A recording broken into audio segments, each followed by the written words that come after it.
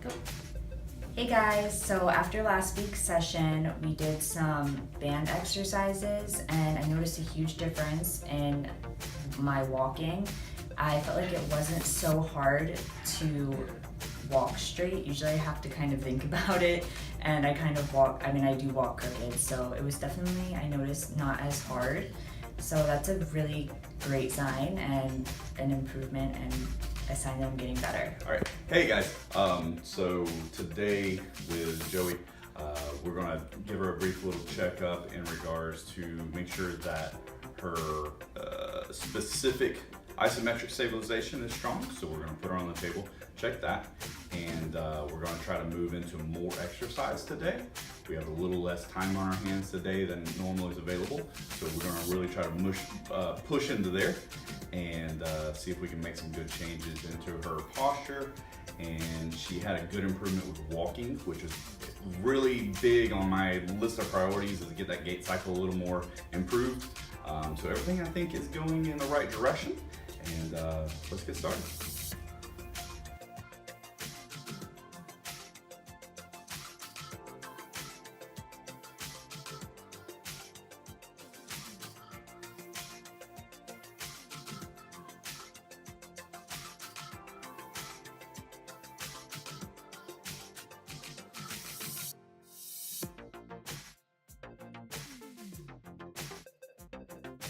All right, so when we put people on the table, we want to look for isometric stabilization.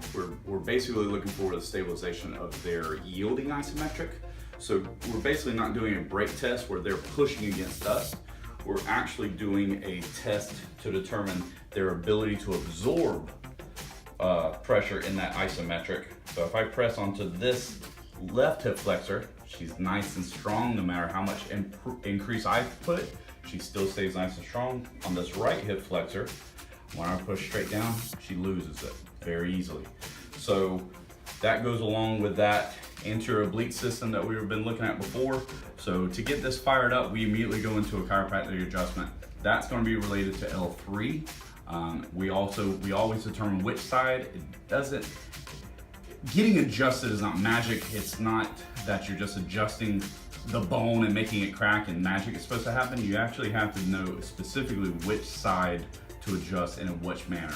The spine actually moves in 6 different directions in that lumbar spine, so you got to determine which one of those 6 directions, that's what makes chiropractic unique, is because we actually look into that situation rather than just doing a gross manipulation of the spine, which doesn't really get you anywhere except a bunch of cracks. So we do a little testing, and we determine which direction that her L3 needs to go. She's going to do a little bit of a lateral wedging of this L3. So with Joey being nice and easy, we're just going to put a little bit of pressure right there. Okay. And then uncross the hands, and then this leg goes back up. And we're just going to retest, straighten it, lock strong. And that is a completely different muscle. That is a nice, strong isometric. Now, when we go into the exercise therapy area, now she's going to get appropriate levels of stabilization and force absorption. Cool. So let's check your lats.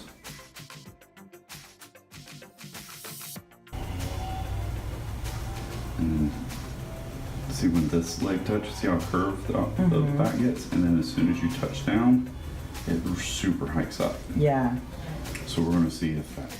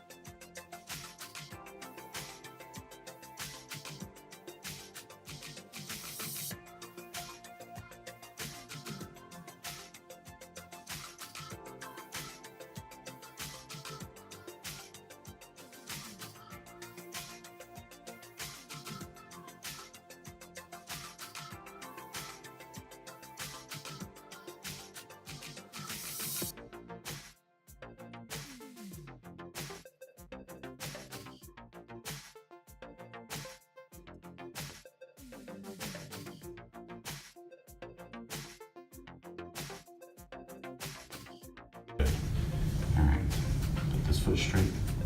Good. All right, so we're trying to work on foot dynamics first.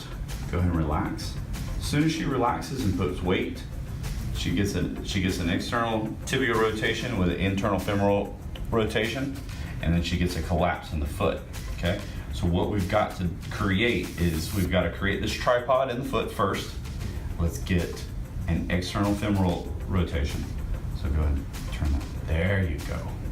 And then keep pressure right there on that rate. Good, right there, good.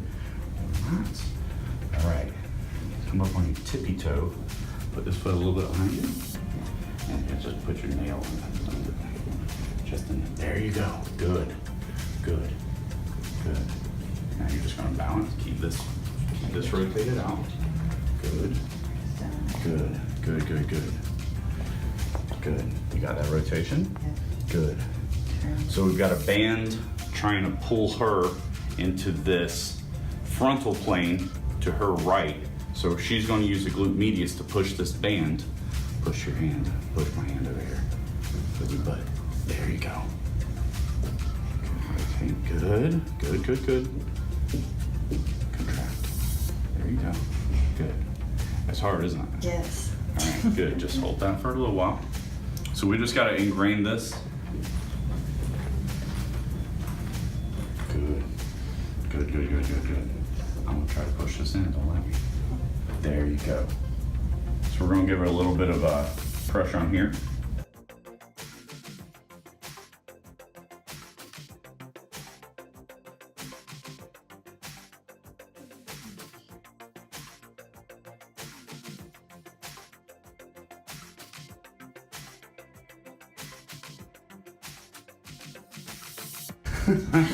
I'm like really trying, like toe down, hip out. Now we're going to add a little bit of this.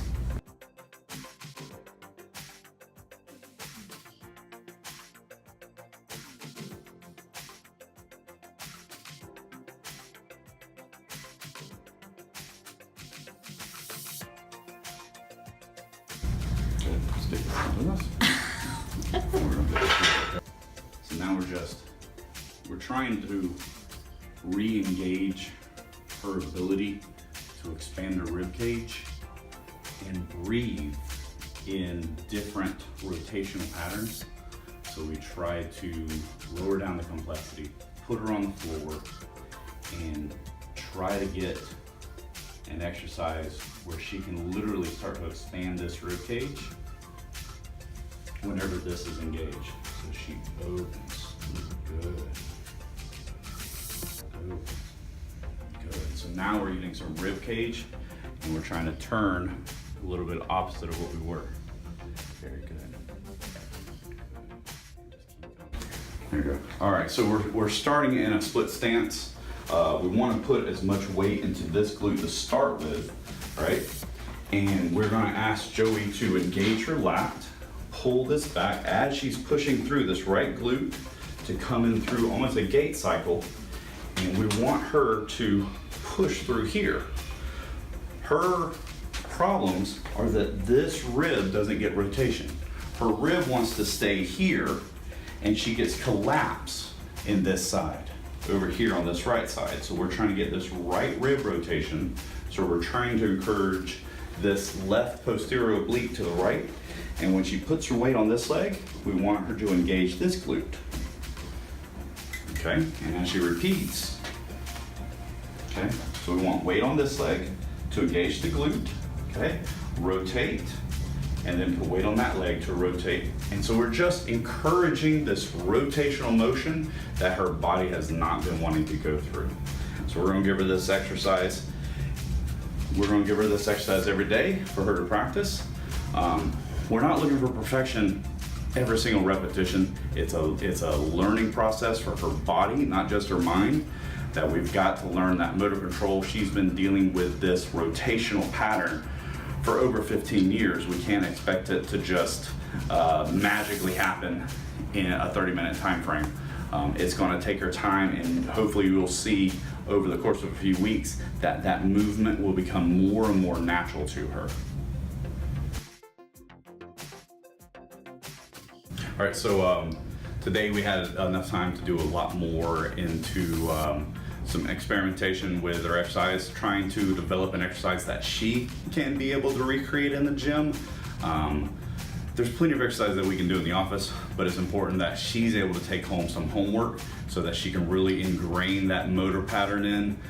So that's something, so we're gonna work on that split stance, rotate contralateral row with our weight shift, and try to really get that motor ingram to really ingrain itself.